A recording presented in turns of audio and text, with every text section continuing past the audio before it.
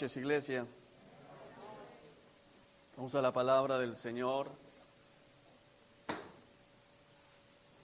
El Evangelio según Marcos. Evangelio según Marcos. Cuando lo tengas, me das un fuerte amén. Marcos capítulo 10. ¿Lo tenemos? Vamos a orar. Amado Dios, Señor, te damos gracias. Te exaltamos, Señor. Por sobre todas las cosas te exaltamos. Sobre todo hombre, sobre toda nación, sobre todo principado y potestad, tú eres Dios. Recibe gloria y recibe honra en esta noche. Amado Jesús, venimos con reverencia, venimos con temor y temblor delante de tu presencia. Venimos, Señor, creyendo que tú eres Dios soberano. Venimos, Señor, creyendo que en ti reposa, Dios que estás en el cielo, toda la majestad, la autoridad, porque así está escrito.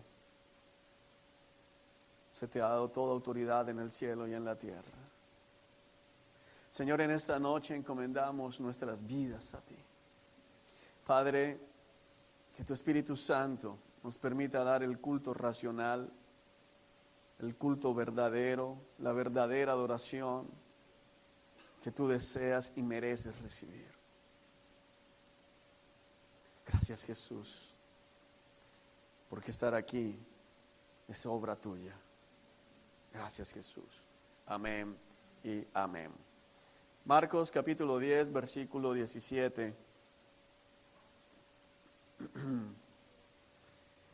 Y vamos a hablar esta noche, si el Señor nos lo permite, vamos a estar analizando una situación que se da muchas veces en la iglesia. Las caras de muchos cristianos, las caras de muchos creyentes cuando están enfrentando su vida diaria, no reflejan verdaderamente el gozo de estar en la presencia de Dios. Ahora, no quiero que me malinterpretes pensando que los cristianos estamos llamados a tener siempre una sonrisa dibujada, porque los cristianos enfrentamos tribulaciones, los cristianos enfrentamos dificultades, los creyentes genuinos enfrentamos problemas y muchos de esos problemas son bastante dolorosos. Pero hay algunas personas que andan normalmente apesadumbradas y vamos a ver la palabra que nos dice el Señor acerca de esta gente que anda con la cara larga. El título del mensaje de esta noche es precisamente caras largas, para los que lo escuchan después, caras largas. Versículo 17. Cuando Jesús estaba por emprender su camino a Jerusalén, un hombre se le acercó corriendo, se arrodilló y le preguntó: Maestro bueno, ¿qué debo hacer para heredar la vida eterna?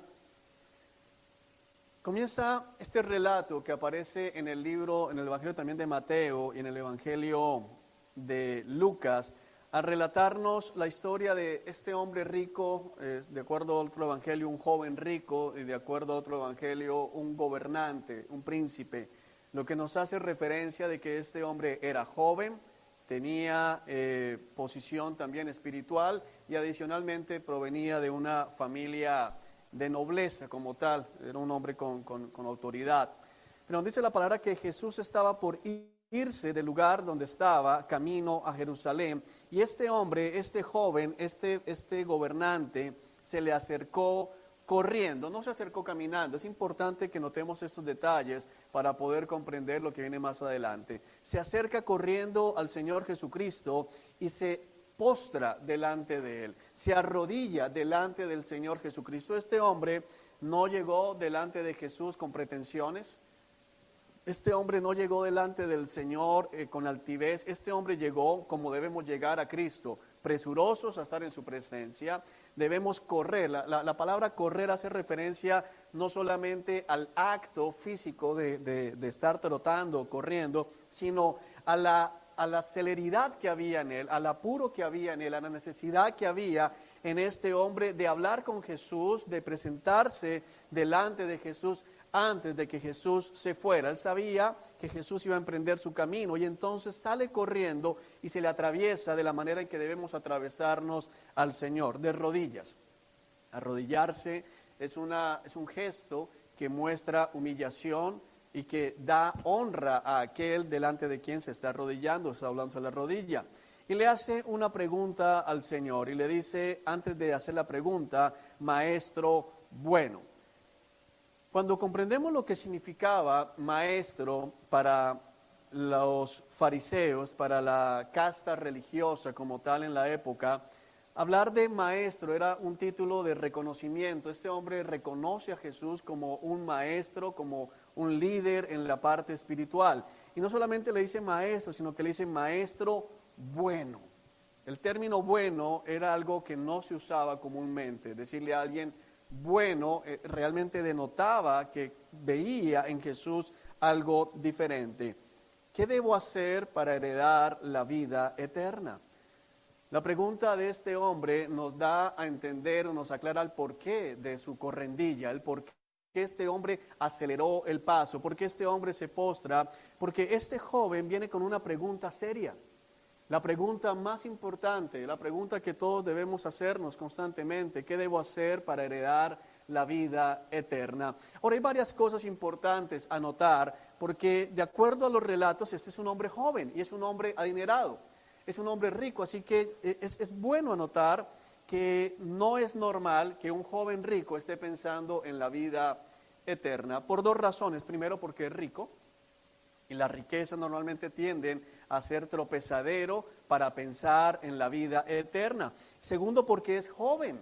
Y normalmente los jóvenes, y tal vez sea el caso de algunos acá, tienden a pensar que les queda mucho tiempo para enderezar el camino. Varias oportunidades he contado del triste caso de un muchacho que trabajó conmigo. Y este hombre, cada vez que yo le predicaba, este muchacho, este joven, cada vez que yo le predicaba el Evangelio, mi esposa le predicaba el Evangelio, él le decía a mi esposa, su merced, cuando yo me case y sea viejo, voy a buscar a Cristo. Yo sé que tengo una cita en la iglesia y yo tengo que llegar a Cristo porque sé que me voy a perder. Pero murió baleado a la edad de 25 años, él no llegó a viejo. Y ese es el engaño de muchas personas, es el engaño de muchos jóvenes que malinterpretan la palabra, porque dice Eclesiastés, alégrate joven en tu juventud, pero a renglón seguido dice, pero ten en cuenta que de todo te será pedido cuentas, tendrás que rendir cuentas de todo lo que hagas, y muchos siguen pensando que solo se mueren los ancianos de edad, muchos siguen pensando que hasta los 80 años no hay problema porque tendrán la oportunidad de arrepentirse. Bueno, es importante ver esto. Este es un hombre joven, un hombre adinerado que está pensando en la vida eterna. Es un hombre que está consciente de que algo le falta. Es un hombre que está consciente de que a pesar de los lujos, que a pesar de la posición económica, que a pesar de su juventud, que a pesar de aún de su conocimiento teológico, como nos lo muestran en otro de los pasajes paralelos, algo le falta, y es que el hombre por naturaleza tiene el sentido de eternidad, y mucho más en medio de la Jerusalén del siglo I, donde estamos viendo, que era lógicamente el pueblo religioso por excelencia, pero el hombre como tal sabe que no fue creado para la parte temporal. El hombre tiene sentido de eternidad, por eso es que aún uno mira a los pueblos y todos de alguna manera tienen algún aspecto religioso y piensan en la vida eterna. Este hombre se está haciendo una pregunta muy seria y acude a aquel que puede responder esa pregunta. Hasta este punto el relato nos va llevando en algo que debe darse. Señor, ¿qué debo hacer para heredar la vida eterna? Sin embargo, al mismo tiempo, en la pregunta comenzamos a ver un dejo de orgullo. ¿Por qué? Porque este joven había malinterpretado una de las cosas básicas del Antiguo Testamento. Recordemos que al momento en que esta conversación se da, no había sido escrito el Nuevo Testamento. Pero aún en el Antiguo es claro que era imposible para el hombre salvarse por el cumplimiento de sus obras. ¿Qué debo hacer? ¿Qué debo hacer? El Señor lo había venido diciendo. Le creyó Abraham a Dios y le fue contado por justicia. misericordia, es lo que el hombre necesita. Sin embargo, este hombre pensaba que podía hacer algo para heredar la vida eterna. Es muy triste pensar que muchos cristianos todavía piensan que deben hacer algo. Ahora no me malinterpretes en el sentido de pensar que no es nada, porque si bien la Escritura dice que el creer en Cristo, el creer en el sacrificio de Cristo es lo que nos abre la puerta a la vida eterna, Hebreos también nos dice que el obedecer a Cristo es lo que nos garantiza también la salvación. Las dos cosas operan de la mano. Pero este hombre no estaba hablando de creer, este hombre estaba hablando de qué hacer. ¿Qué cosas puedo hacer yo para heredar la vida eterna? Y es importante que tengas claro esa pregunta para el desarrollo del mensaje. Versículo 18 tenemos la respuesta de Jesús. ¿Por qué me llamas bueno?, preguntó Jesús. Solo Dios es verdaderamente bueno. Algunos han desviado la respuesta de Jesús y ven aquí una negación de la deidad de Cristo. Pero Cristo no está negando su deidad. Cristo lo que está haciendo es respondiéndole al hombre, anticipándole al hombre la respuesta que le va a dar. ¿Por qué? Porque le dice Jesús, ¿por qué me llamas bueno? Le está diciendo, ¿estás dispuesto a reconocerme como Dios? Porque la Escritura en el Antiguo Testamento declara que solo Dios es bueno. No hay uno solo que haga lo bueno. No hay un solo justo sobre la tierra. Sin embargo, este hombre, este joven adinerado, le dice a Jesús, maestro bueno. Jesús está afirmando su deidad. Jesús está diciendo, ¿por qué me llamas bueno? ¿Estás dispuesto a reconocerme como Dios? ¿Estás dispuesto a reconocerme como el único bueno? Solo Dios es verdaderamente bueno. Es decir, yo soy Dios. Te voy a contestar tu pregunta. La pregunta que debes hacerte antes de que te responda es, ¿estás dispuesto a aceptar mi respuesta? Muchas veces vamos a la palabra y vamos con preguntas, y está bien. Las preguntas más importantes no se las debes hacer al vecino, se las debes hacer al Señor. Las preguntas que tienen que ver con la vida espiritual no se las debes hacer al psicólogo, no se las debes hacer al psiquiatra, no se la debes hacer al consejero, tienes que hacérsela al mismo Dios. Solo Dios, quien es eterno, puede responderte las preguntas eternas. Solo Dios, quien es la vida, te puede responder las preguntas acerca de la vida. Solo Dios, Jesucristo, quien viene del cielo, te puede responder las preguntas acerca del cielo. No sé si me hago entender. El joven estaba hablando con aquel que verdaderamente tenía la respuesta. Amados, por la gracia del sacrificio de Cristo, nosotros tenemos acceso al lugar santísimo del cielo. Podemos, por la gracia del Señor, a través del ministerio del Espíritu Santo, entender las verdades que son reveladas en la Escritura. Pero la pregunta es, cuando Dios te responde, ¿qué haces? La pregunta es, cuando Dios contesta a tus peticiones, cuando Dios va y te dice, bueno, mira, lo que tienes que hacer es esto, ¿qué vas a hacer? Por eso, lo primero que Jesucristo en este relato responde no es lo que el hombre necesitaba hacer, sino quién era Él. Dice, ¿por qué me llamas bueno? Solo Dios es verdaderamente bueno. Yo soy Dios. Ahora te voy a responder. ¿Qué vas a hacer con mi respuesta? Pero para contestar a tu pregunta, dice el versículo 19, tú conoces los mandamientos. No asesines, no cometas adulterio, no robes, no des falso testimonio, no estafes a nadie, honra a tu padre y a tu madre. El Señor Jesucristo responde con base en la ley. Él responde con los mandamientos. Él responde con la segunda parte o los mandamientos que están en la segunda piedra como tal, que son los mandamientos que tienen que ver con el prójimo, que son los mandamientos que tienen que ver con las relaciones interpersonales. No asesines, ¿a quién? A tu prójimo. No cometas adulterio, ¿con quién? Con tu prójimo y contra tu prójimo. No robes, ¿a quién? A tu prójimo. No des falso testimonio, ¿de quién? De tu prójimo. No estafes, ¿a quién? A tu prójimo. Y honra a tu padre y a tu madre, quienes son quienes, tu prójimo como tal. Ahora, ¿por qué el Señor le contesta así? Hay que tener mucho cuidado, porque algunos han llegado a pensar que la salvación depende de la obediencia de los mandamientos, pero tienes que recordar que la Escritura nos declara que no hay uno solo que todo el tiempo haya cumplido con todos los mandamientos. De ahí lo necio, lo tonto, lo absurdo de querer ser salvo por el cumplimiento o por la observancia de la ley. Es fundamental que comprendas esto porque vivimos tiempos donde el judaísmo intenta meterse en medio de la iglesia de muchas maneras, donde hoy se levantan corrientes dentro de la congregación cristiana, dentro del pueblo de Dios, tratando de llevarlo a pensar que solamente a través de la obediencia a la ley se va a poder salvar. Ahora volvemos a decirlo, solo quien es salvo obedece la ley de Dios. Solo quien es salvo se esfuerza por vivir en santidad, pero no obedece para ser salvo. Amén. Sin embargo, el Señor le está diciendo: no asesines, no cometas adulterio, no robes, no des falso testimonio, no estafes a nadie, honra a tu padre y a tu madre. Versículo 20, Maestro, respondió el hombre, he obedecido todos esos mandamientos desde que era joven. La primera parte de esta respuesta del hombre tenemos que asumir que, de acuerdo a la respuesta del mismo Cristo, era verdad. Este era un hombre joven que había dedicado su vida a tratar de observar la ley de Dios.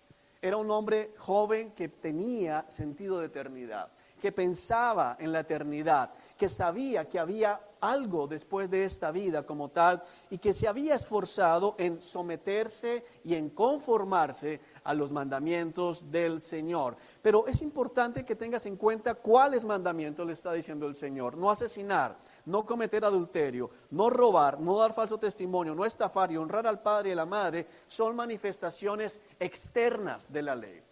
Son manifestaciones externas, sobre todo cuando para el pueblo de Israel no asesinar quedaba únicamente en la parte literal de no tomar la vida de otra persona. Pero Cristo no les había todavía dicho, o no lo entendían ellos, que el que odia es un asesino. El adulterar para ellos estaba limitado únicamente a cometer el acto sexual. Pero Cristo lo lleva más allá y dice: mira, el que adultera con una mujer en su mente, ya adulteró en su corazón. Y nos comienza a llevar el Señor a algo mucho más profundo, pero en la parte exterior este joven cumplía. Este joven seguramente tenía buen testimonio. De hecho, es importante notar que nadie le dijo: oye, mentiroso, yo te conozco. La gente que estaba alrededor escuchando la conversación guardó silencio diciendo: oye, sí, este es un hombre que nunca ha asesinado, no comete adulterio, no roba, no da falso testimonio, no ha estafado a nadie y honra a su padre y a su madre. El hombre responde con entusiasmo: Maestro, he obedecido todos esos mandamientos desde que era joven. El versículo 21 nos dice algo tremendo. Jesús miró al hombre y sintió profundo amor por él. En el original dice que Jesús lo miró y lo amó. Lo amó. Sintió profundo amor por él. Cuando venimos y la causa de que el Señor diga que sintió profundo amor por él, quiero que entiendas algo. Es que la intención de este hombre era genuina. La intención de este hombre, cuando se acercó, no venía como los demás maestros de la ley a tender una trampa. Hubo otros que le dijeron: Señor, ¿qué hay que hacer para idear? Tú eres un maestro bueno, enviado de Dios. Y el Señor dice: ¿por qué me tratan así? ¿Por qué quieren tenderme trampas? Como lo dice aquí en el mismo Marcos, en el capítulo 12, versículo 13, para que tengamos idea. Marcos capítulo 12, versículo 13 dice: Después los ancianos enviaron a algunos fariseos y partidarios de Herodes para hacer que Jesús cayera en la trampa de decir algo por lo que pudiera ser arrestado. Maestro, ¿qué le dijo el joven? Maestro, esos también que dijeron: Maestro, sabemos lo honesto que eres imparcial, no tienes favoritismos, enseñas con verdad el camino de Dios. Sin embargo, la respuesta del Señor a esos hombres en el versículo 15 es: ¿por qué intentan atraparme? Y en los pasajes paralelos dice: ¿por qué son así, perversos? A este joven el Señor no lo trata mal. A este joven el Señor no le habla con dureza. A este joven el Señor lo ama. Lo miró y lo amó. Sintió profundo amor por él. Había un interés. Lógicamente ese interés era porque el Espíritu Santo estaba inquietando a este hombre para buscar, inquirir acerca del reino de los cielos. Dios le ama. que Cristo lo mire y le ama, tienes que entender que hay un profundo amor de Dios por él. Y es lo que tenemos que tener en cuenta también con aquellas personas que están comenzando a indagar, que están comenzando a preguntar por las cosas del cielo. Dios los está mirando y los está mirando con un profundo amor. Ahora, de acuerdo a la teología moderna, el amor del Señor debería llevarlo a decirle cosas al joven como, mira, estás listo.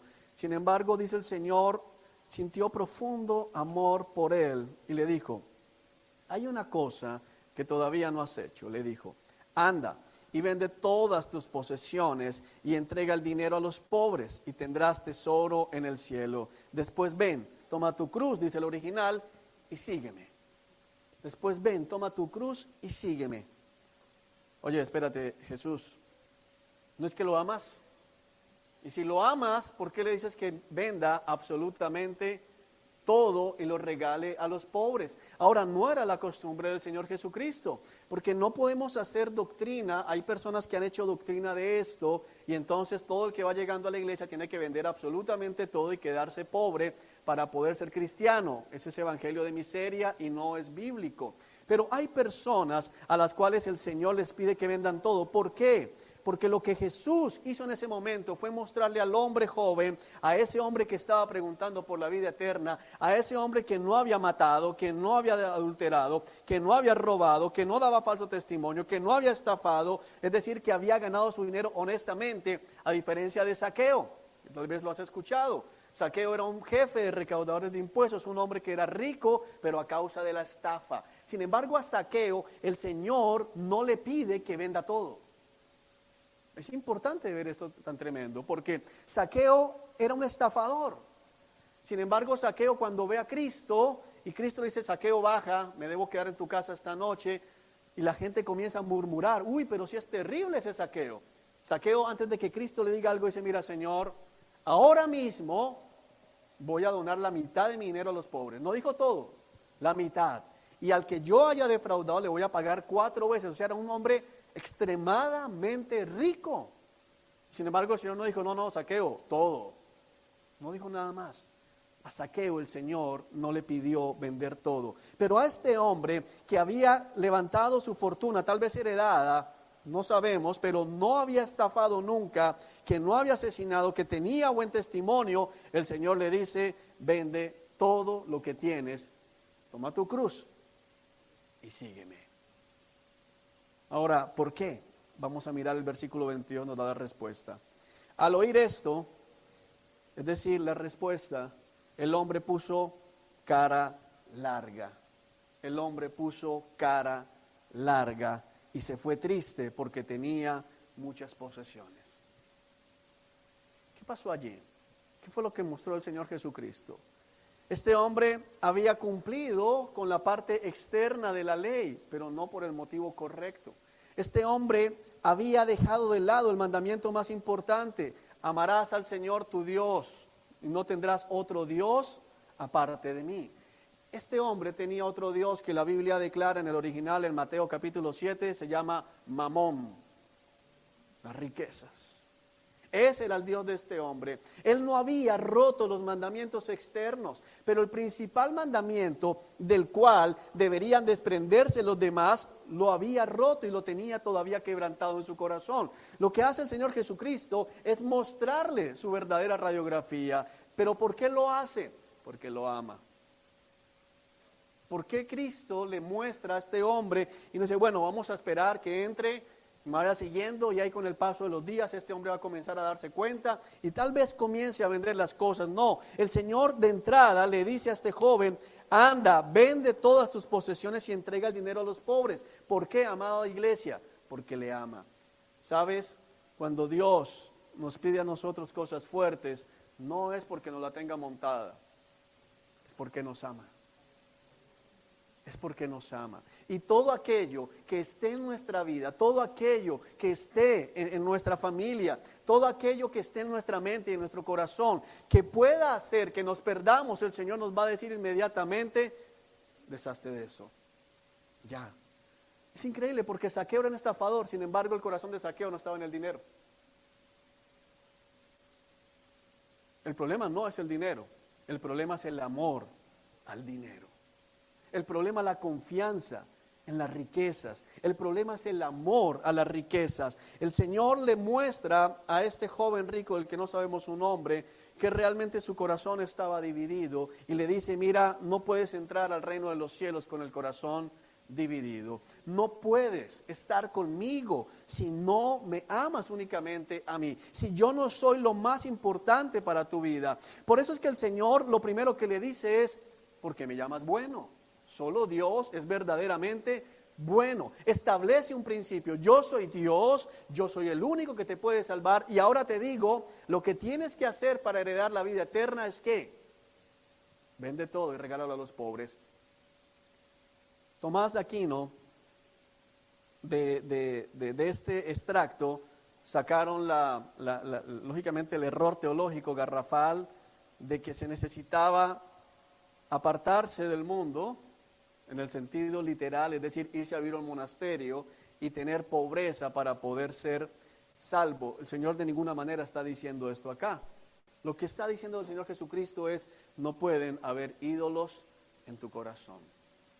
No puede haber nada en tu corazón que compita conmigo. Y la pregunta que tenemos que hacer nosotros en la noche de hoy, iglesia, es: ¿hay algo que está compitiendo con el Señor en tu corazón?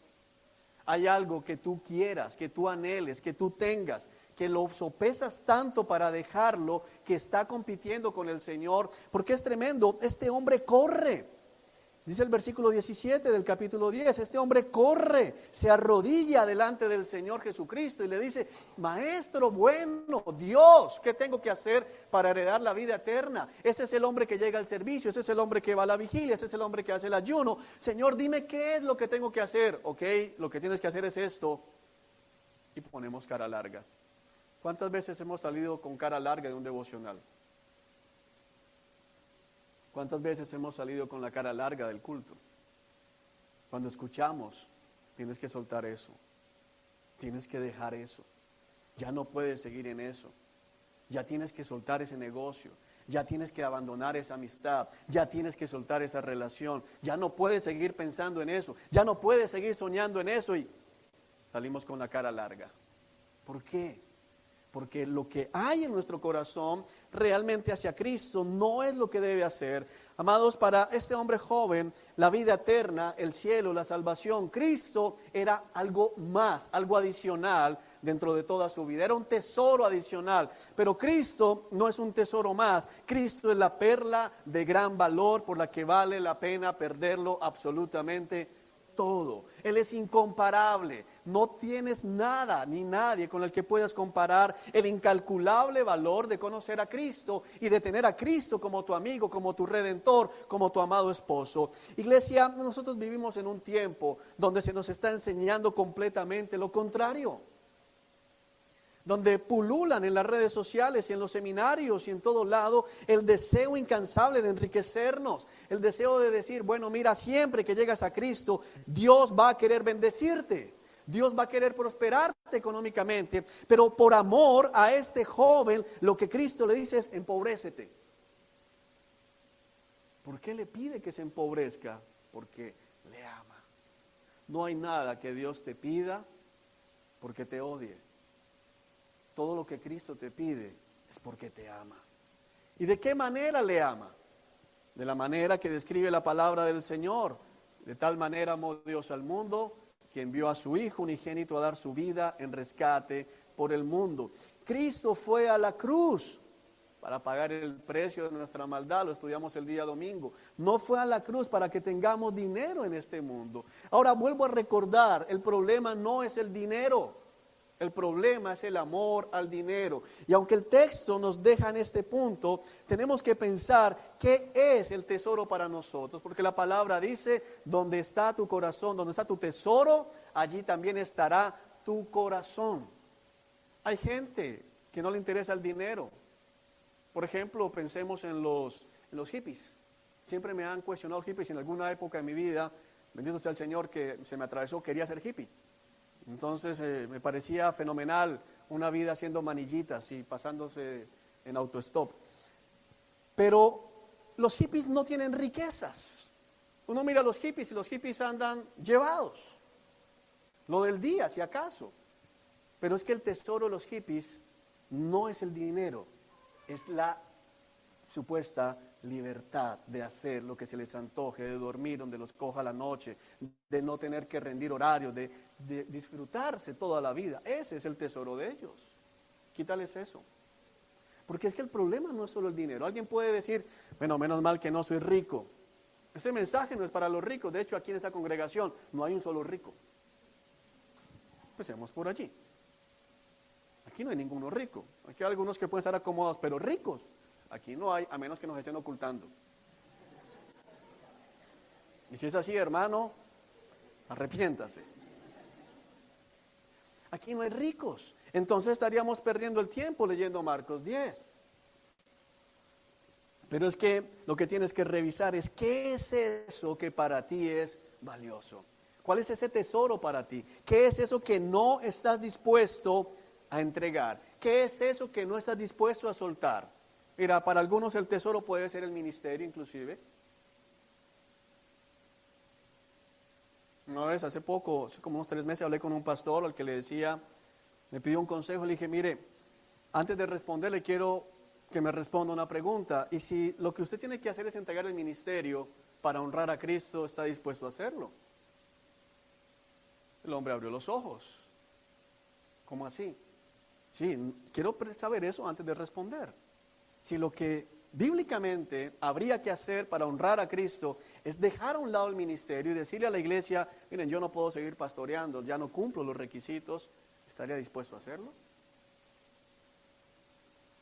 Y de hecho muchas personas dicen, bueno, es que ya estando como pastor es difícil, pero algunos pensando en el futuro. ¿Cuál es ese tesoro? ¿Es tu esposa? ¿Es tu esposo? ¿Tus hijos? Y ahorita que tenemos tantos nacimientos, es importante que los papás nuevos tengan cuidado con que no se vuelva un ídolo los hijos. Yo lo he contado aquí. Me tocó orar, decirle, Señor, no permitas que Sarita se me vuelva un ídolo, porque podía pasar muchas horas ahí mirándola, solo durmiendo. Movió la mano. ¿Hizo qué? Wow, Señor, no puede ser un ídolo para mí. Cualquier cosa que compita con el lugar que le corresponde a Dios es un ídolo. ¿Entiende eso? Cualquier cosa. El hombre puso cara larga y se fue triste porque tenía muchas posesiones. Mira, la escritura no lo dice, pero creo que el Espíritu Santo me permite hablar esto y decir, yo creo que ese hombre no se fue corriendo, se fue triste. ¿Por qué se fue triste? Porque ese hombre sabía que lo que estaba dejando era valioso.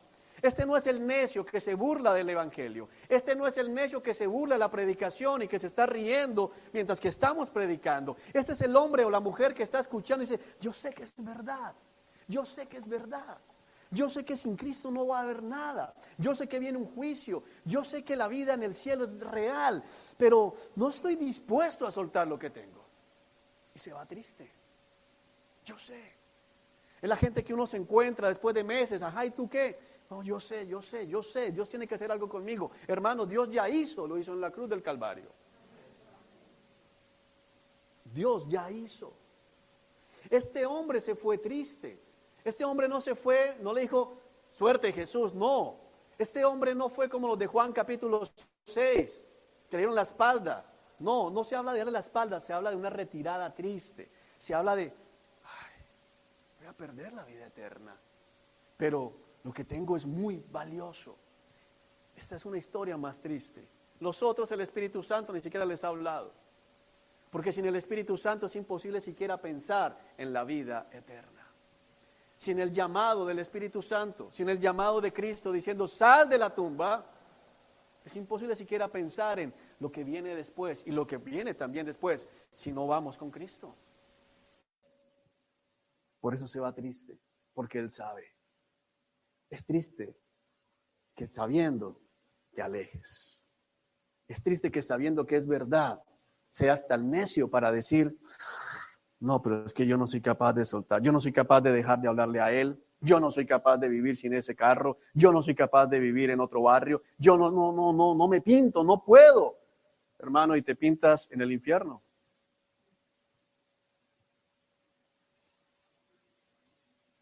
Porque es lo que tienes que pensar. No me pinto de viviendo así. Bueno, te has pintado en el infierno porque el infierno es real.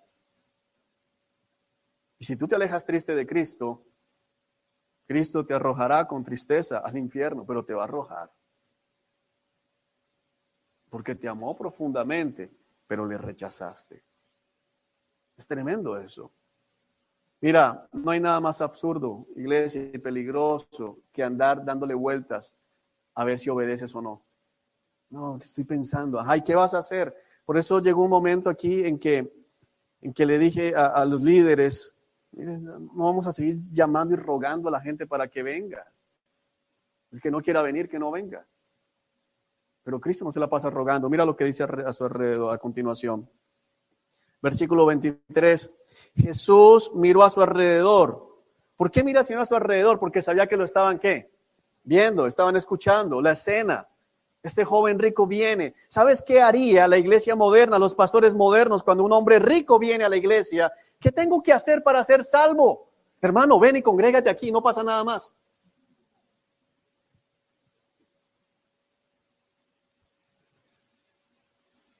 Se nos apareció el Espíritu Santo. Tanto orar por las finanzas de la iglesia y llegó un rico pidiendo pista. Ay, el Señor nos bendice. Hermanos, pero no es así. Eso no es lo que nos tiene que mover. Y el Señor Jesucristo no coge a este hombre a decir, oye, mira, aquí hay un joven. Imagínate lo que podríamos hacer con un joven de buena posición, de buen testimonio y rico. ¿Cuánto nos podría ayudar a llevar la obra del Evangelio a cabo? Cristo no está pensando en eso. Cristo está pensando en el alma de este joven. Esa es la diferencia entre las iglesias de prosperidad y las iglesias del Señor. Lo único que importa es el alma. No importa nada más. No interesa nada más. Por eso, iglesia, es que el Señor aquí nos habla como nos habla. Porque aquí estamos por un solo propósito. El alma de nosotros. Nada más. Jesús miró a su alrededor y dijo a sus discípulos, qué difícil es para los ricos entrar en el reino de Dios. Qué difícil es para los ricos entrar en el reino de Dios. Los discípulos quedaron asombrados. La palabra original es atónitos. Atónito no es como que, oye, ¿qué? Sino sorprendidos, o sea, quedaron pálidos allí, se pusieron pálidos inmediatamente. ¿Cómo así? Es difícil entrar a los ricos en el reino de Dios. Y los discípulos quedaron atónitos, asombrados de sus palabras.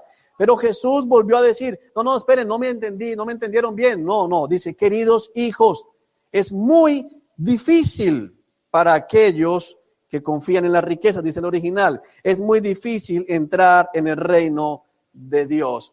¿Qué está diciendo el Señor, iglesia? No solamente es difícil para los ricos reales, es decir, los que tienen mucho dinero, porque el apego, la comodidad, como lo hablábamos hace unos días, cuando hablábamos de Lázaro. Uno dice, pero ¿quién no saldría de la tumba si lo llaman? Bueno, es que la tumba de algunos es la cama dura, pero la tumba de otros son colchones de plumas. No quieren pararse de allí. Pero él no está hablando únicamente de los ricos reales, sino de los que quieren ser ricos, los que tienen apego a las cosas de este mundo, los que sueñan con las cosas de este mundo, los que se trasnochan, no pensando en la majestad de Cristo, sino en cuando me gane tanta plata, en cuando logre cumplir ese sueño, en cuando pueda conseguir aquello que he venido deseando, anhelando y trabajando por ello. Ahora, ¿por qué quedan asombrados los discípulos? Porque aun en la mentalidad israelita y en el Antiguo Testamento, las bendiciones terrenales eran condicionales a la obediencia y Dios manifestaba muchas veces su aprobación con una persona bendiciéndole materialmente. Adicionalmente, los rabinos habían terminado desviando en muchas cosas la Escritura y habían terminado asociando que entre más buenas obras se hicieran, la gente tenía más posibilidades de ser salva. Y lógicamente, si tengo más dinero, más buenas obras puedo hacer por otros. Entonces, lo que estaba pensando los discípulos era, pero si los ricos que tienen plata para hacer buenas obras no se salvan, ¿qué de nosotros? Que a duras penas mantengo mi casa, que a duras penas mantengo mi familia. No puedo pensar en ayudarle a otro porque le ayudo a él y no tengo con qué comer yo. No le doy comida a mi esposa, no le doy comida a mis hijos. Ahora Jesús reafirma y no se echa para atrás. Queridos hijos, es muy difícil. Ahora entiende algo. Realmente el término difícil que vemos en la traducción hace más referencia a es imposible. No es difícil, es imposible que los hombres se salven. Es imposible para los hombres entrar en el reino de Dios. El versículo 25 dice, de hecho, es más fácil que un camello pase por el ojo de una aguja que un rico entre en el reino de Dios. Esta expresión, esta ilustración que Cristo hace, algunos han tratado de alegorizarla para suavizarla un poco, y entonces algunos dicen, bueno, el ojo de una aguja era una puerta que había en Jerusalén, y entonces para que un camello pasara por allí tenía que agacharse bastante, y entonces eso lo que muestra es que se va a entrar al reino de los cielos, pero humillado y con mucha dificultad. Primero, no hay certeza de que hubiese habido esa puerta, y segundo, sería tonto que cualquier mercader pasara su camello por ese lugar cuando habían puertas grandes. Nadie pasaba su camello por allí, no se trataba de eso, porque entonces Dios estaría hablando de que hay que afligirse para ser salvo. Y no es conforme a la doctrina bíblica. Otros dicen que este camello es un error escritural, un error de copiado, y que están haciendo referencia a una palabra en griego que es camillo, que tiene que ver como el canutillo de hilo. Es una cuerda gruesa y que no podía pasar por el ojo de una aguja, pero tampoco tiene mucho sentido. Realmente lo que tenemos que pensar es que Cristo lo que dijo acá es que es más fácil que pase un camello por el ojo de una aguja a que entre un rico en el reino de Dios. Un camello verdadero y un ojo de una aguja verdadera. Pasa un camello por el ojo de una aguja. ¿Es difícil? No, es imposible. Es imposible. Eso es lo que el Señor quiere mostrar acá. Hermanos, si no tenemos que tratar de suavizar eso. No, pero ¿cómo le digo a la gente que es imposible que se salve? Dile, porque es la verdad. Es imposible. No hay manera en que la gente se salve. Ahora, vuelvo a hacer énfasis. No pienses únicamente en los ricos, monetariamente hablando, sino en aquellos que tienen tesoro en esta tierra, en aquellos que tienen tesoro en las cosas de este mundo. Es imposible. ¿Por qué? Porque su apego a estas cosas va a impedir que amen al Señor con todo su corazón, con toda su mente, con todo su ser. Porque al tener apego a las cosas de este mundo, están violando la misma ley de Dios. Es imposible, no van a poder hacerlo. Ahora, ¿cómo tomarán su cruz y seguirán a Cristo si para ellos el mundo es tan atractivo? Cuando comparan y comienzan a sopesar a Cristo contra el mundo, mira, eso puede caer en el ámbito de la blasfemia. Tratar de equiparar a algo con Cristo o tratar de bajar a Cristo al nivel de algo, sea lo que sea. Cristo es incomparable. No hay nada. El solo hecho de alguien pensando, bueno, mira, es que estoy pensando, a ver, aquí no, me ha pasado en otras congregaciones, aquí somos todos muy centrados en eso, pero ¿me quieres ver enojado? Háblame de eso, es que estoy pensando, guarda silencio. Estás comparando a mi rey con un trabajo, estás comparando a mi rey con una aventura amorosa, estás comparando con lo que quieras. Es blasfemia. Él es el rey inaccesible, el anciano de días, el eterno Dios. Incomparable. Amén. Los discípulos quedaron atónitos. Claro, ¿cómo no van a quedar atónitos cuando Jesús, bueno, quieren saber cómo pueden entrar al reino de los cielos? Pasen un camello por el ojo de una aguja. Y después hablamos. Se les cayó todo al piso. ¿Cómo así? Entonces, ¿quién se va a salvar? Entonces, ¿quién podrá ser salvo? Preguntaron. Fíjate que ya no están hablando de qué, de los ricos, ya se están incluyendo a ellos también. Ellos entendieron verdaderamente lo que Cristo les estaba diciendo. No estaba hablando únicamente del joven rico, estaba hablando de todo aquel que no está dispuesto a entregarlo todo por Cristo Jesús. ¿Quién podrá ser salvo? Preguntaron. Jesús los miró fijamente y dijo, mira, entiende esa mirada fijamente, es un momento solemne, es un momento serio. Jesús quiere que lo miren. Mira, préstame atención. ¿Tú alguna vez le has dicho a alguien, mírame a los ojos, quiero hablarte, o sea, que no te quede duda lo que te estoy diciendo? Mírame. Ok, Jesús está haciendo eso. Los mira fijamente y les dice, humanamente hablando, es imposible. Ya, punto. Para todo aquel que en esta congregación todavía sigue pensando que se va a salvar por las buenas obras, amiguito, es imposible. Es imposible.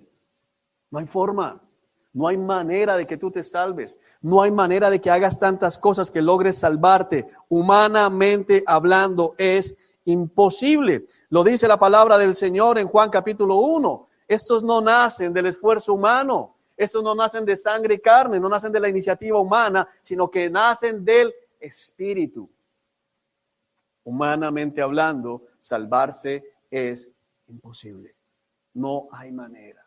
No hay forma. Ahora, para ti, en esta noche puede ser cara larga. Pero hermano, esto es una tremenda noticia. Porque no se trata de tu esfuerzo, se trata de lo que Cristo hace. Eso nos recuerda que realmente somos salvos única y exclusivamente por gracia. Entonces, el Señor dice, es imposible, pero no para Dios. Con Dios todo es posible. Es importante notar el con Dios, que es diferente al para Dios.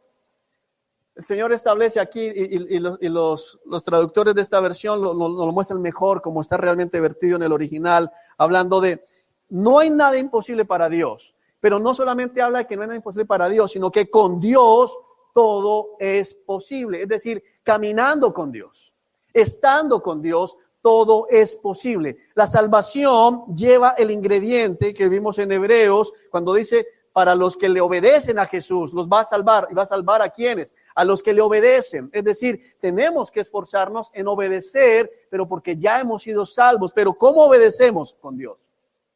Es con Dios, es caminando con Dios, es estando con Dios. Hermanos, pero muchos solamente piensan, bueno, Dios me va a salvar, pero no quieren estar con Dios. El con hace referencia a la presencia de Dios en la vida del creyente, a la presencia de Dios. Tú dices, estoy con fulano, la gente entiende que él está ¿dónde? Ahí, al lado. Estoy con él, estoy con mi esposa, estoy con mi hija. Yo llamo a alguien, ¿con quién estás? Estoy con fulano. Él está al lado. Habla de la presencia manifiesta, continua y permanente de Dios en la vida del creyente. Amado, solo con Cristo es posible ser salvo. Solo caminando con Cristo es posible ser salvo. Ese es el gran problema que muchos tienen. Piensan que hicieron una oración de fe, no vuelven a saber de Cristo, no quieren orar. Toda su teología proviene de las redes sociales, toda su teología proviene de videos. Hermanos, hay un problema que se está dando mucho en la iglesia y tienes que entenderlo. Amado, no es la cantidad de prédicas que veas, es la cantidad de horas de oración, valga la redundancia, y de palabra que consumas. Esta es la verdad, esta. Yo les digo, vuelvan a ver las prédicas, sí, para que sigan asimilando la palabra. Pero hermanos, lo que nos salva a nosotros es la lectura de la palabra, porque es la que nos santifica. El Señor dijo en Juan, santifícalos en tu verdad, tu palabra es la verdad. Cuando yo me dedico a ver mucha prédica, poca oración y poca palabra, voy a terminar rápidamente con una confusión espiritual. Voy a terminar rápidamente con una doctrina desviada. Pero cuando yo voy a la palabra y es palabra lo que consumo y palabra lo que consumo y palabra lo que consumo, cuando voy a ver una prédica de otro pastor, escucho esa prédica, leo ese libro con el filtro de la palabra y entonces digo, lo que está diciendo no es verdad. Tienes que entender algo, yo aquí recomiendo mucho al pastor Washer, todos los días oro por ese pastor. Todos los días oro por MacArthur, todos los días oro por Michelén, todos los días oro por Núñez, oro por Tolopilo, oro por una cantidad de hombres que Dios ha levantado, oro porque el Señor levante un hombre así en Colombia. Pero aún esos hombres se equivocan. Y en algunas ocasiones he estado viendo prédica, no, eso no es correcto, eso no es verdad. Pero cuando te alimentas de solo cosas y posts en Facebook y las frases de estos hombres, vas a la palabra con el lente de lo que ellos dicen. Y entonces ya no estás siguiendo a Cristo, estás siguiendo a hombres. Si tú solo te alimentas de lo que yo digo, estás en un problema bien grave. Y si yo me tuerzo, no te vas a dar cuenta. Ahora, espero que ustedes oren por mí también, para que no me tuerza. Pero si tú no, que Juan dijo, ¿y quién es Juan? Yo no le puedo salir al Señor, Juan, desviaste la iglesia, pero es que Watcher, yo ahorita hablo con Watcher. Pero ahí vienes tú. No, hermanos, es aquí. Caminando con Cristo. No te engañes. Porque es que es más fácil ver YouTube que leer palabra. Entre leer palabra y ver YouTube, ¿sabes qué quiere mi carne? Ponme el video. Entre leer la palabra y orar, ¿sabes qué quiere mi carne? Lee. Entonces no puedo hacerlo, tengo que orar y tengo que leer la palabra. Y después lo que venga, bendito sea el Señor por esos hombres que ha levantado. Pero cuando los escucho, es lo que leí. Eso es verdad. Entiendo más lo que leí. Wow, no había visto eso, Señor. Pero voy tranquilo de que mi filtro es la palabra. Camino con Cristo. Estoy con Cristo. El joven rico hacía muchas cosas religiosas, pero no caminaba con Dios. El joven rico representa a tanta gente que se considera a sí mismo cristiana.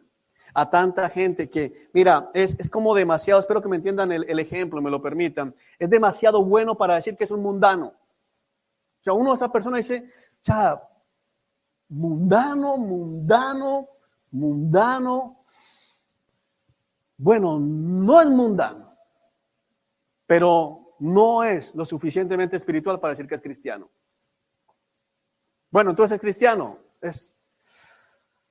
pues cristiano, no, entonces no está ni allá ni está acá, ¿está qué? Perdido.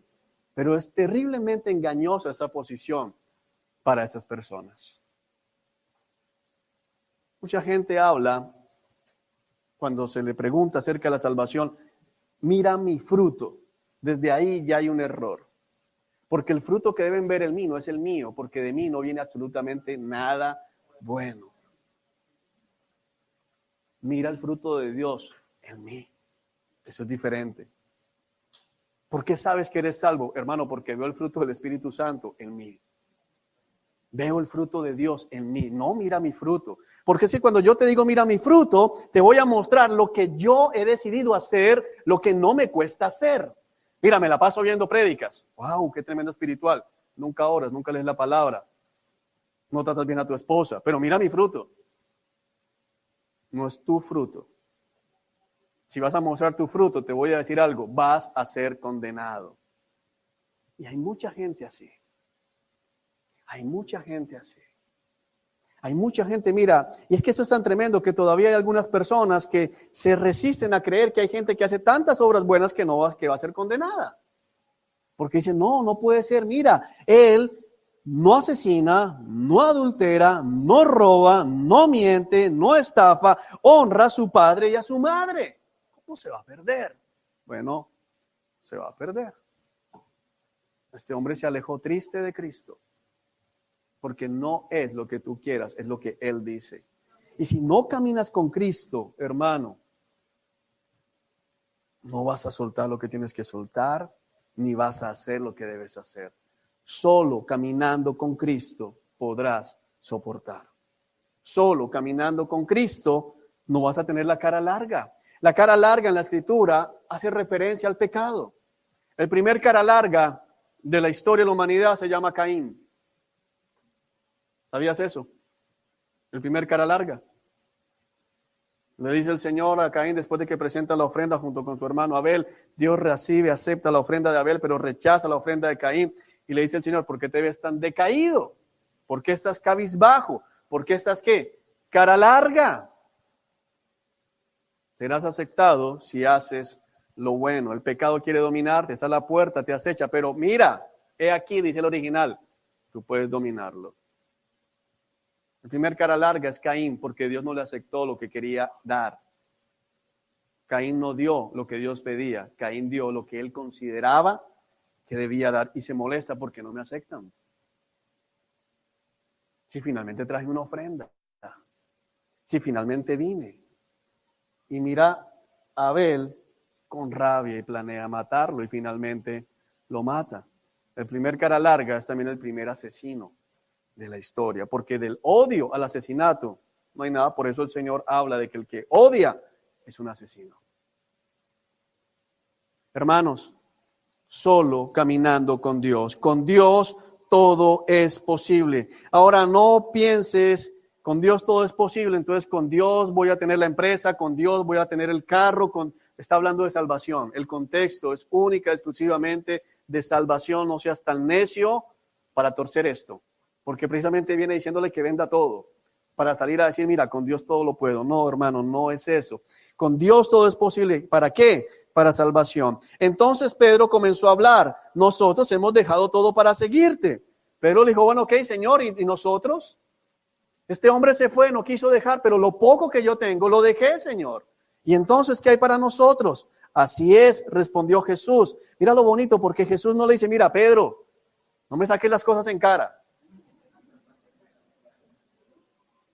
No, el Señor entiende la posición de Pedro y bueno, puede decir, lo hemos dejado todo, y cuando uno compara el todo de Pedro con el todo del hombre rico, dice, bueno, pero es que el hombre rico tenía mucho para dejar. Pedro era una barca. Entonces es como si compararan, espero que el ejemplo se entienda bien, a un pescador de las flores, y lo dejé todo, con un hombre que es el dueño de Altos de Buenavista. Oye, lo dejé todo, ¿qué dejaste? Bueno, está diciendo todo y la referencia es como a la viuda, que lo dio todo, todas las 2 moneditas que tenía para su sustento. No se trata de la cantidad, se trata de que lo dejes todo por Cristo. Así es, respondió Jesús. No le dijo mentiroso Pedro, no, es la verdad. Mira, el Señor le dice, sí, Pedro, es verdad. Y les aseguro que todo el que haya dejado casa, o hermanos, o hermanas, o madre, o padre, o hijos, o bienes por mi causa y por la buena noticia, es decir, por el evangelio, recibirá ahora a cambio 100 veces más el número de casas, hermanos, hermanas, madres, hijos y bienes. Amados, no es la sentencia lo que hace al mártir, es la causa de la sentencia. Eso lo decía Agustín de Hipona. No es la sentencia lo que hace al mártir. No es morir en la hoguera, es la causa por la que mueres en la hoguera. Porque si mueres en la hoguera simplemente por pasar a la historia, no pasó nada. Pero si mueres en la hoguera por Cristo, entonces eres un mártir en la iglesia. No sé si me hago entender.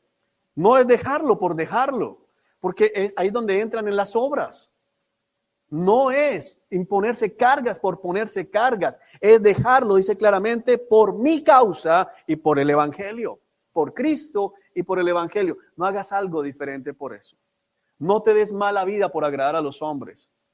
Todo lo que hagas tienes que hacerlo por la causa de Cristo, si no, no tiene ningún sentido. Lo dejé todo, ¿por qué? Para que me vieran. Eres un necio, tonto. No vas a sacar ningún provecho. Eso lo dice 1 Corintios capítulo 13. Aún si entrego mi cuerpo para ser consumido por las llamas, pero no tengo amor, no tengo nada. Si doy todo mi dinero a los pobres. Cuando Pablo está hablando allá, el Espíritu Santo le está recordando esto justamente. Por mi causa, por la causa de Cristo. Si tú vienes acá jueves, sábado, domingo, para que no te llamen la atención, no seas tonto. No seas bobo, ¿para qué?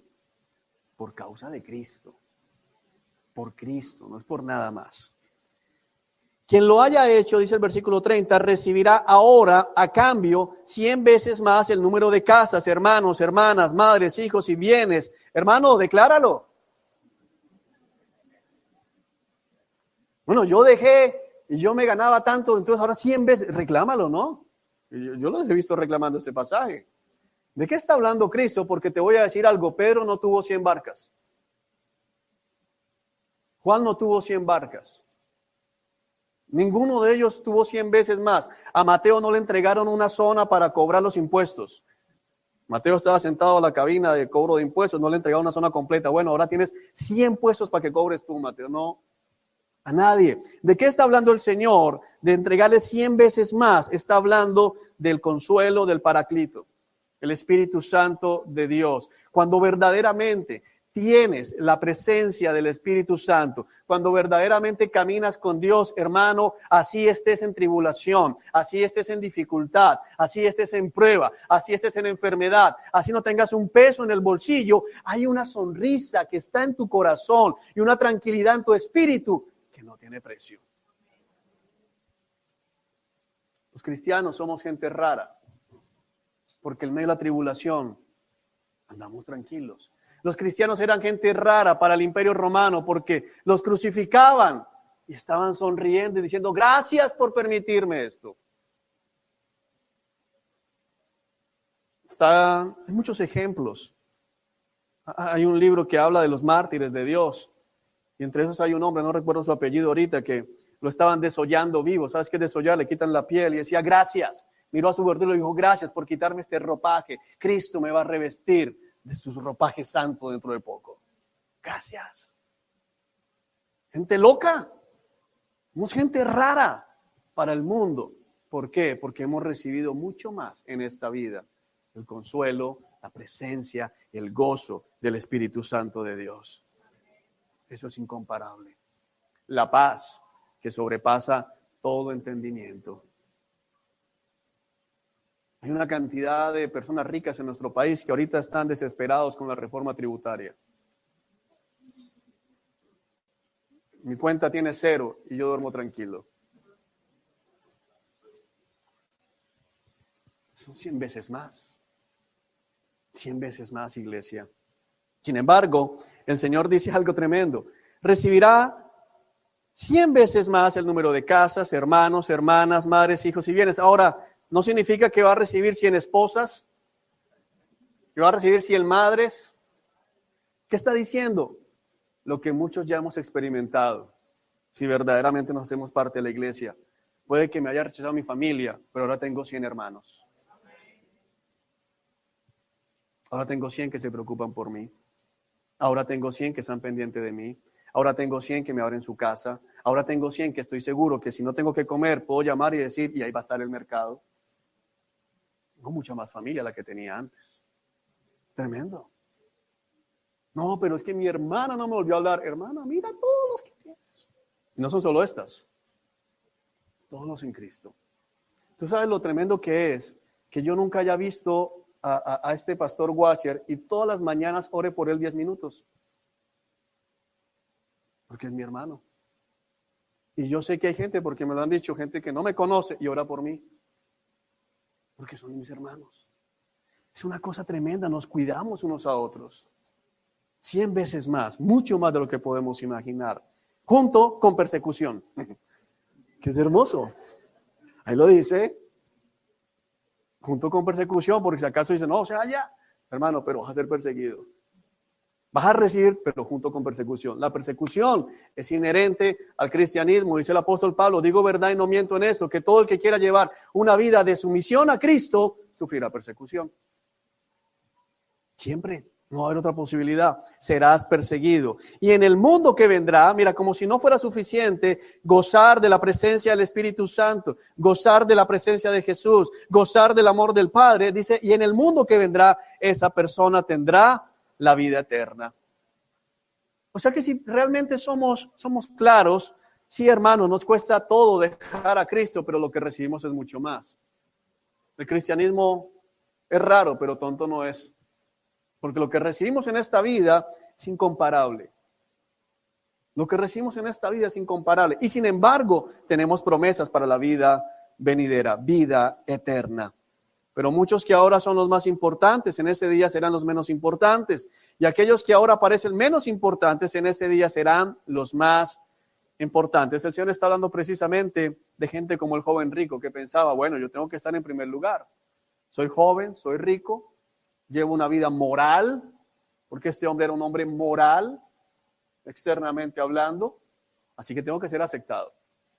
Bueno, no es lo que va a suceder. Por eso el Señor dijo, las prostitutas y los cobradores de impuestos van delante de ustedes, fariseos. Los más importantes en el día del reino de los cielos. Iglesia, lo que puede venir realmente sobre la iglesia va a ser difícil. El Señor dice con claridad, junto con persecución. Pero si caminas con Cristo, en medio de esa gran tormenta que pueda venir sobre nuestra vida, tendremos consuelo. En medio de esa gran tormenta tendremos esperanza. Y las promesas que Cristo nos ha hecho son verdaderas. Así que yo te invito en el nombre del Señor Jesucristo, te exhorto en el nombre del Señor Jesucristo a que dejes la cara larga. No hay por qué estar amargados. No hay por qué andar con la cara larga, porque nosotros como creyentes vivimos gozosos en medio de la tribulación. No porque nos guste el dolor, no porque nos gusten las necesidades, sino porque el Espíritu Santo nos consuela en toda tribulación y en todo momento de dificultad. Porque nosotros estamos sentados comiendo a una mesa invisible, a una mesa que nadie ve, a una mesa que es invisible para el mundo natural. Estamos sentados a la mesa del Rey. Nuestro espíritu sabe eso y por eso estamos tranquilos. Aunque nos veamos desarrapados algunas veces, aunque nos veamos derrotados, estamos sentados a la mesa del Rey. Y llegará un día en que nuestros ojos podrán ver esa mesa. Y todo será gozo cuando estemos viendo a nuestro Señor Jesucristo. No hay nada más importante, iglesia. Así que deja la cara larga y no sigas pensando en el costo de lo que vas a dejar. Piensa más bien en el costo de lo que vas a dejar. No sé si me hice entender. Vamos a orar. Amado Dios, te damos gracias en el nombre de Jesús por este tiempo, Señor. Yo te doy gracias por esta palabra. Yo te doy gracias porque a mí particularmente me recuerdas que, Señor, cuando estábamos en la bancarrota espiritual, tú te hiciste presente en nuestra vida. Señor, invertiste lo más valioso, la sangre de tu Hijo en nosotros, para darnos un nombre, para darnos una identidad, para darnos una esperanza bienaventurada. Dios que estás en el cielo, ayúdanos a entender que si no salimos de la moralidad y comenzamos a profundizar verdaderamente en nuestra vida con Cristo, Señor, antes de que nos demos cuenta, habremos desviado la doctrina. Bueno, peor aún, nos habremos convertido en fariseos. Dios Todopoderoso, ayúdanos a entender que no se trata de lo mucho que hablemos de santidad, se trata de que vivamos en santidad. Que no se trata de lo mucho que podamos hacer, se trata de lo mucho que Cristo hizo. Que no se trata de lo mucho que tengamos para mostrar, se trata de lo mucho que tú has hecho en nosotros y que muestra la gloria de Cristo, la belleza del Cordero, la majestad de tu nombre. Señor, bendice la iglesia. Fortalece a todos los hermanos que están padeciendo, Señor, en este momento persecución. A todos aquellos que están teniendo que dejar por tu causa casas, hermanos, hermanas, hijos, hijas, padres. Señor Dios que estás en el cielo, aquellos, Señor, que están siendo apartados por tu palabra, aquellos que están siendo rechazados, que están siendo señalados, y prepáranos, Señor. Prepáranos porque los vientos siguen cambiando. Prepáranos, Señor, porque se avecina, Señor, una nube de persecución sobre la iglesia. Pero aún en ese tiempo, Señor, somos más que vencedores en Cristo. Aún en ese tiempo podemos decir que somos más que vencedores, que somos victoriosos, que vamos de gloria en gloria y de victoria en victoria, no por las cosas terrenales, sino por la salvación. Porque ¿quién puede señalar a los que Dios ha santificado, los que ha justificado y los que ha llamado con su propósito? Ay, gracias, Jesús.